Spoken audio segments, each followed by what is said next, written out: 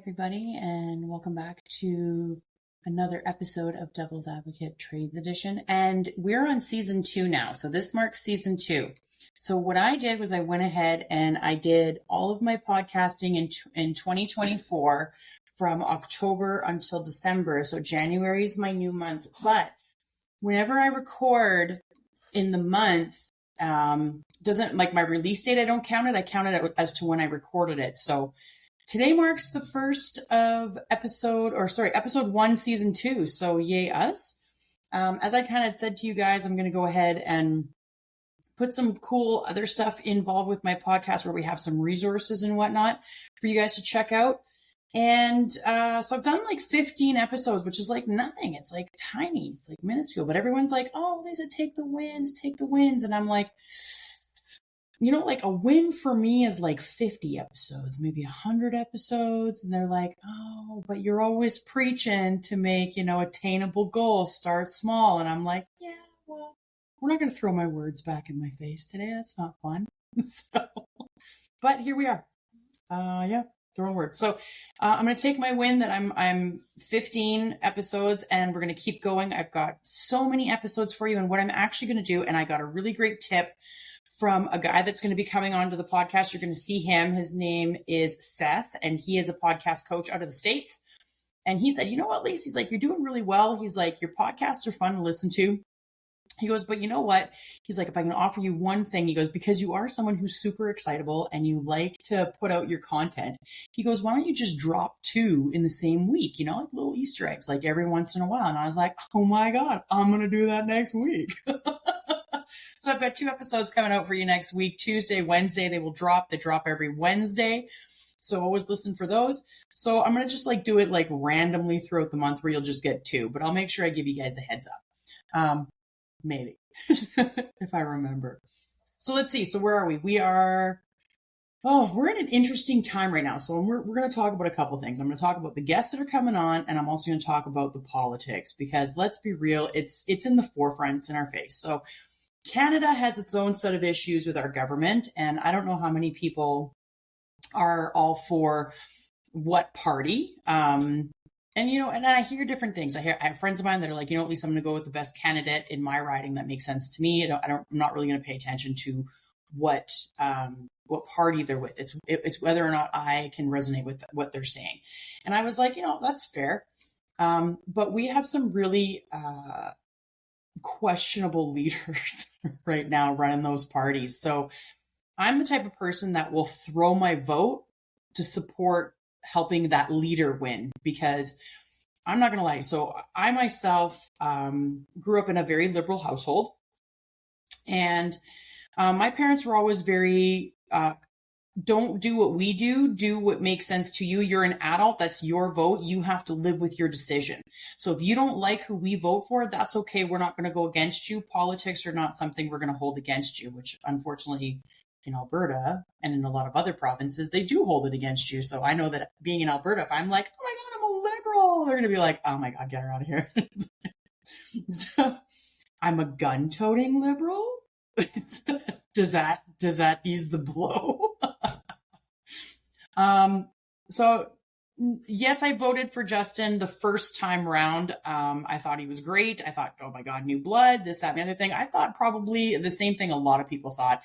And then, for the good that Justin Trudeau has done, you know what? The bad outweighs it. There's so many things that A, we don't know about, but B, what we do know about. And that's not taking the UPC media spin on shit, just the shit that we know he's done. We're like, what are you doing, bro? So I was really disappointed in some of the decisions that he made.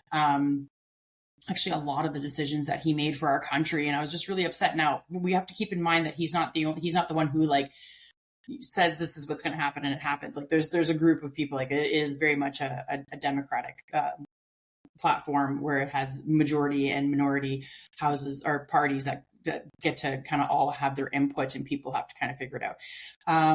But regardless, anyway, we're not going to get into a lesson for it. There's a TikToker and she gets into the lessons for us, and we all love her. So she's wonderful. But regardless, I think what I'm having fun with is I know that there was just the inauguration for Trump, and I watched that shit show. And I'm not gonna lie to you, I was sitting there and I'm like, is this like daytime? I feel like this is daytime TV, and Jerry Springer's back. Like what in the good goddamn is happening right now? And then I'm like, no, Lisa, this is the new reality. Like, for our friends to the south of us, our neighbors, I'm sorry. For those of you that did not vote for this person to come in, for those of you that are just sitting there and shaking your heads going, what the hell happened? I'm sorry. Like, this is just absolute insanity. Like, it's like, I almost feel like, you got a guy who is like the popular kid in school because he says a lot of zany shit. And then, in school when you had to they separate you and you have to make a team, and he makes it of all of his buddies, So I'm like, oh, that's great. But my favorite is some of the comments that are coming out from him. We've got the 51st state comment. That's hilarious. I always make the joke, and I've made it on my podcast before, where, Alberta is like the equivalent to Texas. And there's a lot of reasons why that is, and most Albertans understand it. And most Canada understands that comment. It's quite the fun joke between all of us. I'm going to say fun joke. I'm going to live in that cocoon, and I'm going to be good with it. But the reality is that I feel like that it's so brazen to come after another country and be like, hey, we're going to make you great again and make you one of us. And it's like, no, like, I don't know what you're smoking. Maybe you should share it. I bet you it's not as strong as our shit up here though. So, and we can handle our shit. So maybe you need to get off of it, take a minute, rethink life. And then the Gulf of America, like even the Americans are like astounded by his absolute ignorance. And just the sheer audacity, caucasity that's coming out of his damn mouth. And, so I find it really amusing. So I'm perplexed at whatever that was that Elon Musk did, took people back to a time that we don't want to repeat. But yeah, that's fun. It's fun. So up here in Canada, we're probably going to have elections here in October, probably sooner, if the Liberal Party can't find a suitable candidate to take over the leader position. I know they're talking Mark Carney, I think it is. And there's another one. I don't remember her name. You know what? I won't enunciate it properly, so I'm not going to say it. I'm not bad Canadian. I'm sorry. And liberal. People are like, well, didn't you say you're liberal? I'm like, well, here's the thing. I throw my vote to the people that make the most sense to me. So I'll tell you, when Alison Redford got in, I threw my vote blue. I went conservative on that one because I really wanted to see her get in. And I'll tell you something that I'm as a female that works in a male dominated industry. The one thing I won't do is I will not stand neck and neck with a man and try and play on his board, because you know what? I don't think like a man. I understand them. I can, for the most part, get in their head enough to be like, I'm not your enemy, I'm your buddy. But then at the same time, I can also get in your head and be your worst nightmare. So it depends on what type of, interaction I want to have with the said person. But the one thing I won't do is I won't come neck and neck with a guy that I know makes 7 or 8 figures and think that him and I are buddies. It's just not going to happen. I'm not going to tell him my secrets I'm not going to go into detail about some things. When I say that, I mean people who are very and because people will be like, oh, you'll never sit with a millionaire. Like, no. I have friends that are millionaires, and they are beautiful people, and then I love them to death. So it's not that I'm backpedaling on this one. I just want to make sure I'm clear. I'm talking about people who are politically driven, or people who want to try and change things in a way that is going to suit them. There are millionaires out there, and people like multimillionaires, and that are out there that don't think that way. They're just quite content to do what they do and carry on and help build their companies and continue to prosper and do all the things they want to do. There are handfuls of them. The rest are all assholes. No, I'm just kidding. The rest of them all have an agenda for everything. And here's my take on it is that men and women who are sitting in these multi-million-dollar positions or even billionaires, whatever, when you have a shitty ton chunk of change. I can't even talk. I'm like, there's so much money. I want to talk about it. For the longest time, I used to say money is the root of all evil. And I still believe it to be true because people will sell their soul for it. So when you have these people that make all of this money, a lot of times they have an agenda. And the reason is because 90% of the time, they don't know the people around them, if they're there for them or if they're there for something else. Everyone, like at that point, you're almost like everybody's in it for something. You're not here to get to know me. You don't give a shit about me. You give a shit about what I can do for you. And that's a really crazy place to be in. And so there's a part of me that kind of feels bad for people with a lot of money because that's something they have to consistently consider. Are you here because you genuinely give a shit about me, or are you here with your hand out? Shitty place to be. And so part of me feels bad, but as a woman, I'm not dumb enough to, I've been down this road. It doesn't work well. And you're going to be the scapegoat. Alison Redford was the scapegoat. I don't give a shit what anyone says. I believe that to this day. It is my opinion. I'm going to I approve this message of my opinion. But that is my opinion. I think she was scapegoated 100%. You can't tell me that 90% of these guys out here aren't pulling half the crap she was, called out for. She just so happened to get her hand caught in the cookie jar. And it was like, oh, well, she's an easy one. She can take her down. But that's what happens sometimes when we as women try to play on their game board, because they change the rules like as they go. Like it's, you know what I mean? It's like hunting, like when you're out hunting, if any of your hunters, and we're in trade, so, a lot of us are hunters, right?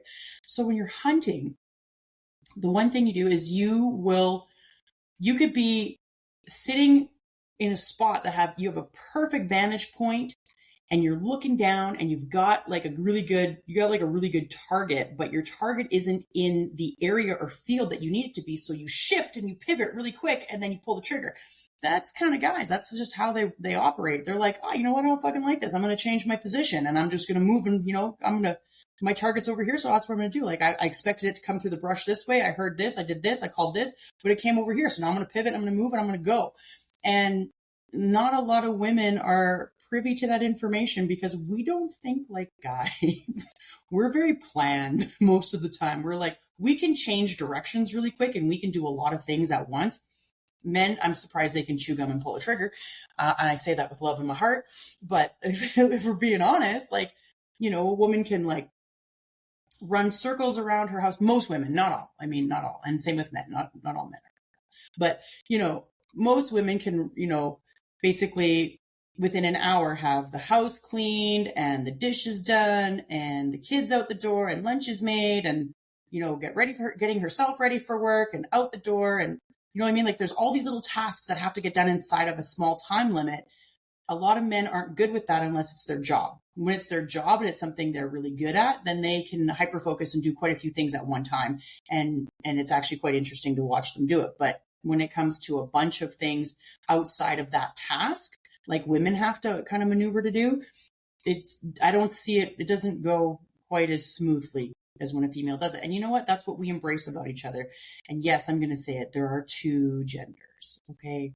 I don't subscribe to the fucking ludicrous bullshit that goes on out there. And you know what? I'm going to say what everybody says and people are going to be like, Lisa, you can't say that. You support LGBTQ. Yes, I support the alphabet mafia.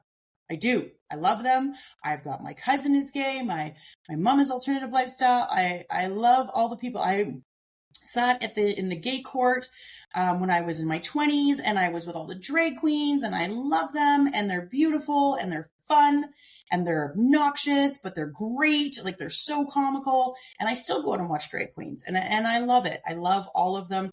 But I'm going to tell you right now, the queens and the lesbians, because I frequented at Metro Boys Town. I frequented at Rooks. I frequented at, there's another one, I can't think of it. Oh, I went to the bathhouse once. That was an interesting place. I'm not gonna lie.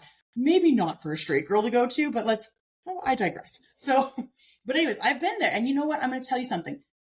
They will agree with me. The majority of them will agree with me. They're like, Lisa, I don't subscribe to this shit. This is not what we fought for. This is not why we did what we did. I've got so many of them telling me I don't go to gay pride anymore because it's a freak show. Like, this is not how I live my life. This is not who we are. And then all these people are trying to get on board and say that they're part of our group and they are so far from our group. And I'm like, yeah, I agree. So trust me when I say this, this is not a thing that just straight people are like, what the hell? Like, gay people are just as surprised. And you know what, I was actually having this conversation with my cousin, and she was like, you know, Lisa, she's like, there's gay, straight, bi. That's it. That's it. There's nothing else. All the other in between and like going off into all these other fucking directions is just ludicrous. And she's like, she's like, as a gay woman, I did not subscribe to this bullshit and I want nothing to do with it.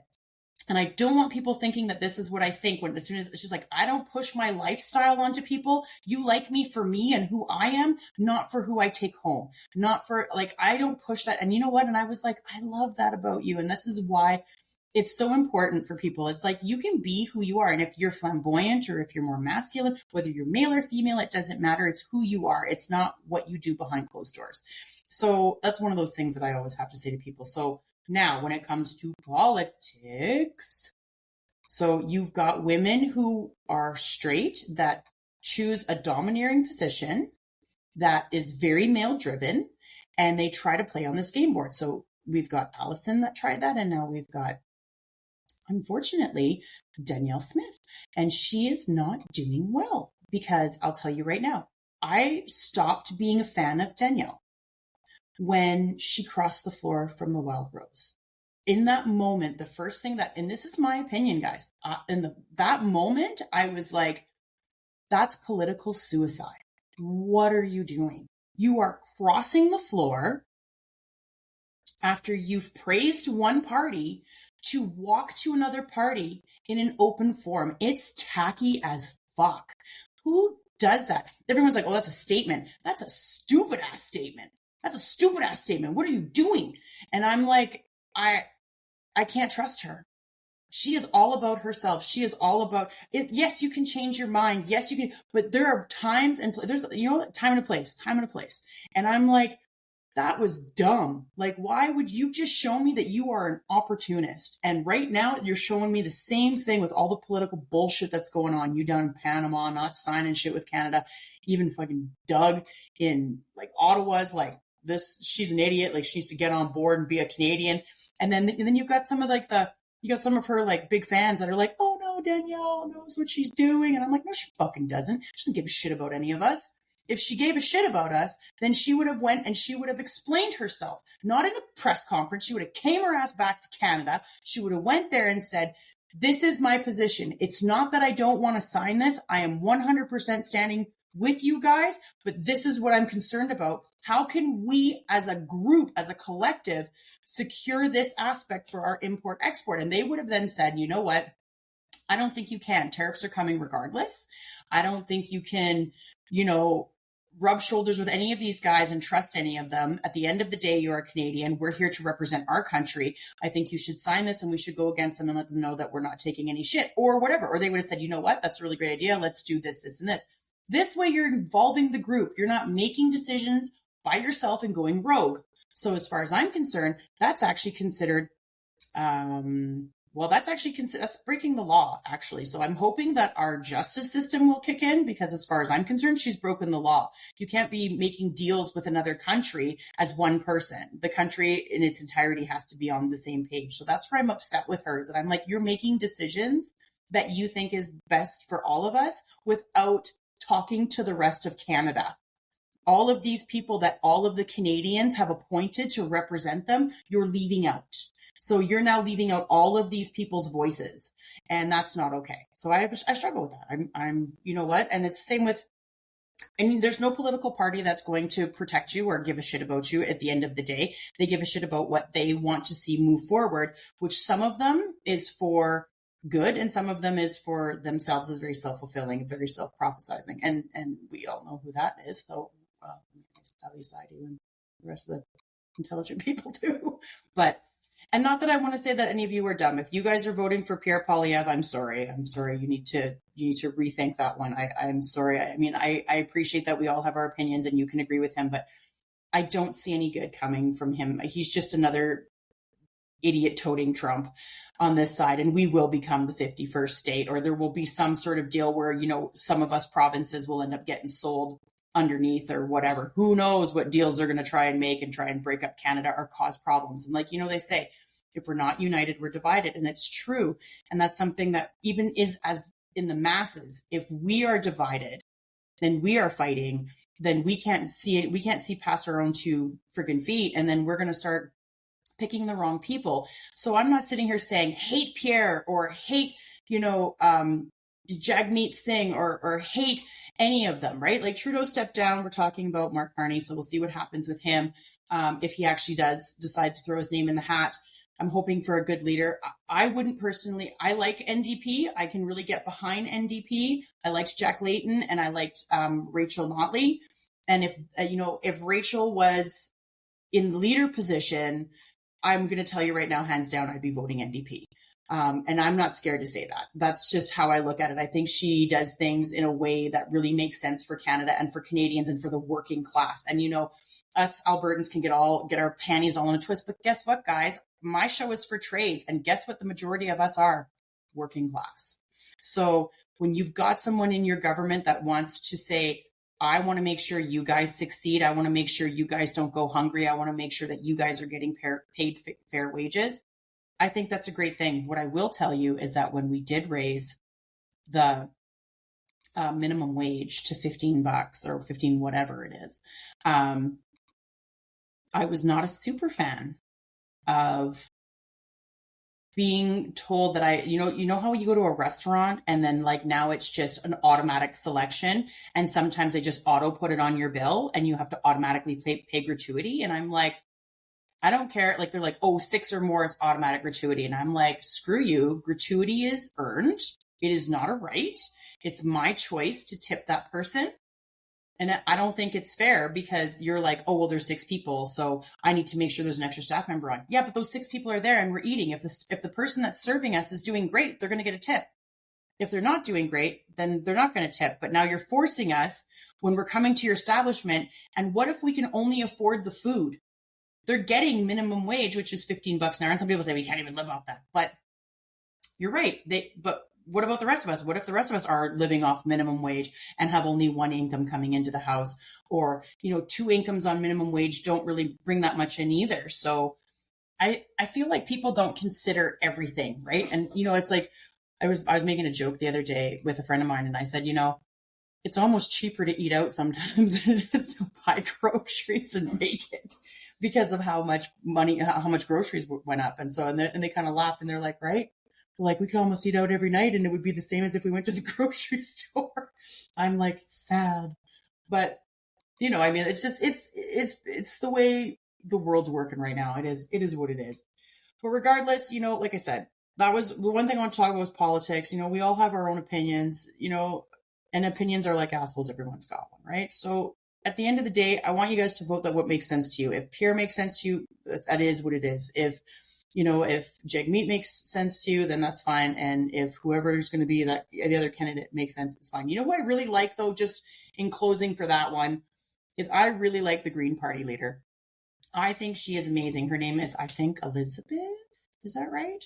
I got to see here. Let me look it up while I'm talking to you guys, because I'm just like, wait a minute. I followed her a few times and she is amazing. So let's see, Green Party leader. Because I know her name, Elizabeth May. She's amazing. Elizabeth May, you are amazing. And you know what? I think the Green Party should have more seats. Maybe we vote green. Maybe we all just say, fuck it and vote green. She's a little firecracker. We like her.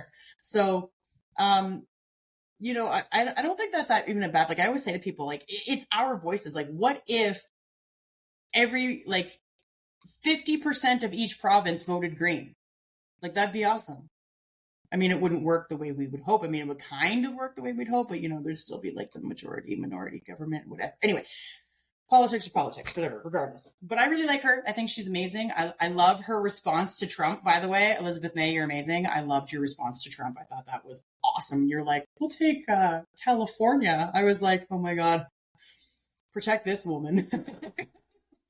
I mean, Cali would come, right? I mean, going back to Cali, I mean, right on the coast, it ain't that far. I mean, we'll just take all them freaking states just coming straight up to BC. I mean, might as well, right? But anyway, she's hilarious. I thought she was great.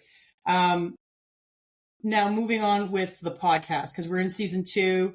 I'm 15 episodes in. Pat on the back for me. I don't think that's a lot. Like I was saying before, I think we need way more than that before I can start actually saying like kudos. But that's me. I mean, I have a quota, and my quota is like, you know, when I get to about 50, I'll be like, we're at the 50th episode. Woo! But until we get there, let's, you know, just dial it back a little bit.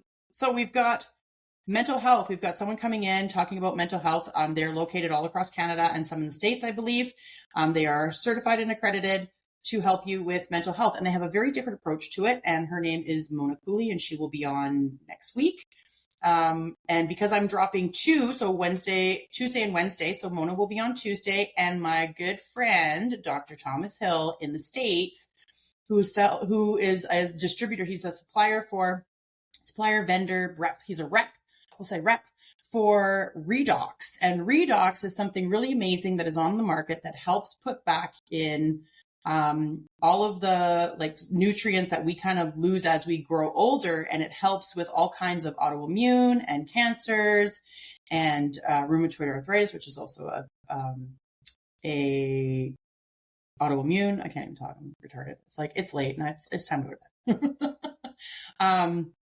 And, you know, and so he's coming on to talk about that. So that's super fascinating. And I made sure to put some stuff in the captions for him. But, I mean, like, if you're watching, then great. Go check it out on YouTube if you want to see I think we say the email address or whatever to check or the website to check it out. But if you don't, you can always go on the YouTube version of this and you can get it. Also, we have more trades guys coming on and telling us their stories, and they're very impactful. We have a wonderful woman from the States that might come up to Canada talking about solar panels.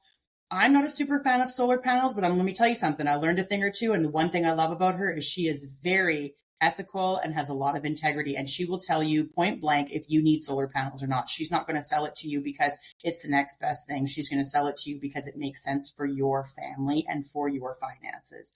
Love that about her. She's amazing. She owns the company Sun Forge Energy. She'll be coming on as well. Who else do we got? We've got my girlfriend who makes skincare. So Chinook Skincare is going to be with us. Her name is Megan. She's amazing. And she makes a 2-step skincare system that is all natural. It is rated like 100% all organic.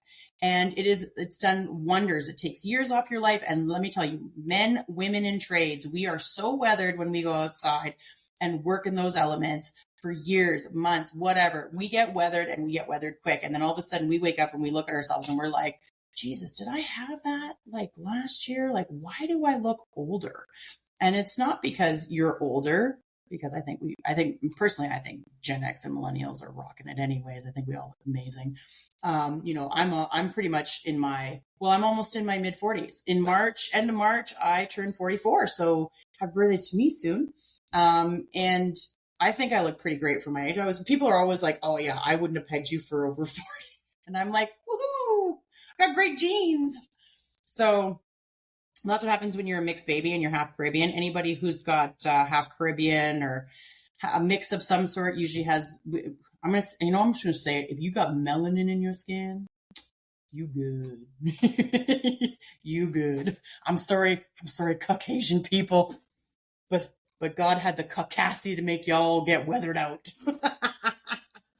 I had to bug you guys. Anyways, but yeah, so she's coming on. She's going to have a chat, and then back over to trades again. And we're going to talk about some stories and hearing some adventures and why people did what they did. I've got plumbers coming on. I've got Cork Shield coming on. So Vipeg, we've got one of the dealers from Vipeg coming on. He's a super fun guy. His name's Adam, and he's a super fun guy. So super excited for you guys all to hear what's going to be going on here. But yeah, like I don't know. I'm like excited for the season 2. So here we go. we're kicking off our season 2, and I'm going to see you guys. Well, I'm going to say see you. You're going to see me. and I want some of you to come on the show. I mean, I love it. I love having people come on and have chats with me, tell me their stories, their adventures, their successes, their pitfalls, lessons learned, crazy people, narcissistic bullshit, whether it's bosses, exes, whatever. Let's talk about it. I mean, we've all been through it. We all know they exist. Let's talk about whatever you want to talk about, mental health or journeys, whatever. Hockey, cooking steak. I did that with the last time. I talked to that guy, the Texan. Talked to him about cooking steak. He's amazing. He was a good guy. He was telling me I got to sous vide that shit. So, I'm going to have to give that a whirl. But yeah, anyways, we'll see you guys next week, or you guys will hear me next week. And so I'll drop in Tuesday, Wednesday. You guys are amazing. Thanks for listening and tuning in to listen to the show. If there's anything or any suggestions and things you guys want to hear about, let me know. And I will make sure to get people on here to talk about it, or I'll just gibber gabber like I always do. Okay, until next time, have you guys a wonderful week and a lovely evening. Well, it's an evening for me. You guys can hear this in the morning. Have a great morning. And don't do anything crazy. Okay.